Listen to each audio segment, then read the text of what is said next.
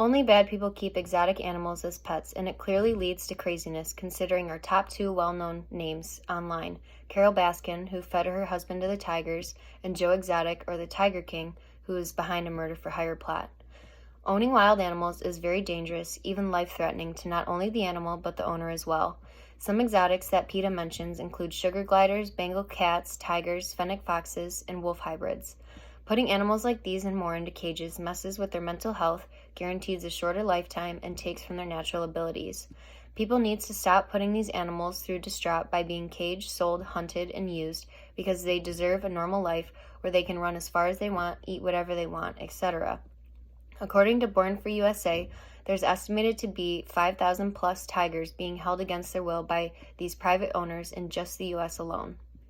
Exotic pet owners should be held responsible for forcing animals that belong in the wild into cages and minimizing their chances of natural course of life with normal reproduction, as well as unlawfully overbreeding and selling these animals into captivity for financial gain.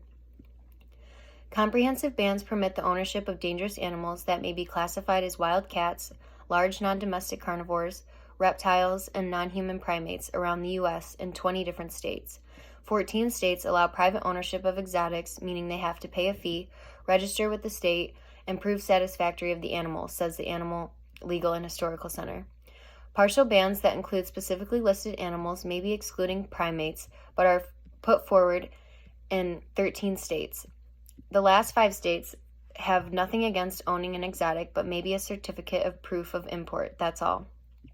Owning these animals and putting them in confined areas takes away from their right to live a full natural life in the wild. Habituation and domestication are two large problems when it comes to owning these beings, says Pause. Habituation is when the animal being taken from its natural habitat gradually gets used to being away and dealing with humans. In some cases, animals get too used to being around humans where they won't leave and keep coming back, while in other cases, the animal becomes too dependent on human help that returning it to the wild to let it fend for themselves will kill the animal because it cannot survive on its own. Domesticating animals that belong in the wild only leads to somebody or something getting hurt, usually the animal. Exotic animals do not deserve to be held in captivity, especially as house pets, because things never end well for the animal or the owner, meaning the animals live a terrible life by the owner's extent. Surely these animals belong in their natural habitat and don't know how not to bite the hand that feeds them. Animals taken from their home and placed in captivity do not adjust well for many reasons, one being that they are high maintenance and have very special housing and feeding needs. Born Free USA says that many people will give up and either set the animal free, which is very dangerous and illegal, or try to give it away to places that ultimately cannot hold them and end up getting the poor animal euthanized. When an exotic animal is loose, pure panic should kick in, since their natural instinct is to attack, sometimes even resulting in fatality. They mentioned that within a 7-year span, it was reported that 52 people were bitten by monkeys, probably more, keeping in mind that people don't like reporting these things because it leads to, once again, the death of the poor animal. They documented that over 2,000 attacks have occurred since 1990 and counting. Born Free USA warns owners of the risk of infection when handling exotics due to how many viruses they carry, like the deadly herpes B virus or salmonella. When these private owners quickly realize they cannot tame a wild animal, they turn to domination, where Born Free USA claims that people will beat, chain, lock up, and even mutate their animals, for example, nail removal or tooth removal. PETA's website describes the horrifying ways that people illegally import and export these exotics, resulting in mortality with almost every occasion. For example, birds' beaks are taped shut so nobody can hear them when they're screaming going across the borders. When in captivity, One Green Planet says that these animals must be kept with their special needs, or else they will become malnourished and end up sick.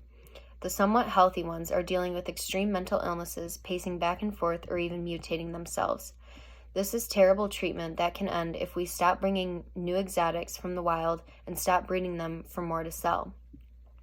Not only are exotic animals being used and abused by people from their homes, there are plenty of other businesses that also commit to poor animal treatment by offering them as their main act or a way to make money unlawfully, pushing them to their final limits. Many animals are used in entertainment, with the main players being SeaWorld and circuses. Circuses have been getting away with animal abuse and forcing animals into cages where they don't belong for years, to where they eventually had enough and bit back, literally. According to PETA, abuse only begins with the use of bullhooks, whips, tight collars, muzzles, electric prods, and more, all being used when these animals don't complete a silly, unnatural demand in front of an audience. Years of this treatment will only cause stress on the animal, eventually leading to the trainer getting hurt. PETA claims SeaWorld isn't any better by placing orcas and dolphins in bathtubs to swim in circles for a lifetime. They are currently putting forth many efforts in ending animal captivity and animal abuse.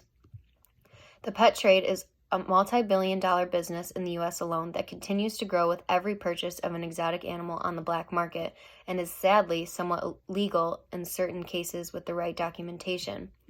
National Geographic warns that if the rate of these purchases continues, there will be more exotic animals added to the endangered species list due to the high demand for domestication. These animals are often ripped from their natural habitats or bred in someone's backyard, taken from their families and friends, put through hell during transportation, then shoved in a cage to live the rest of their life pacing back and forth, starving, waiting until the day they die. The worst part is, the people selling these animals are money hungry and they don't give any advice or warning of what the buyer is getting themselves into, says Born Free USA, because they only care about the loads of cash they're bringing in with each sale, definitely not about the bear or lion they just sentenced to death. People need to be more conscious of what they're getting themselves into when purchasing an exotic animal so the number of attempts to own them decrease. There aren't enough laws and regulations to protect these animals from the abuse and neglect they all receive that ultimately causes them to act abnormal or attack individuals, causing fatal accidents. If people would stop forcing animals into cages and would let them prosper in their natural habitat where they belong, we would notice a difference in the amount we see in the wild. Animal captivity is animal abuse, and there needs to be a change in how people view and respect these animals.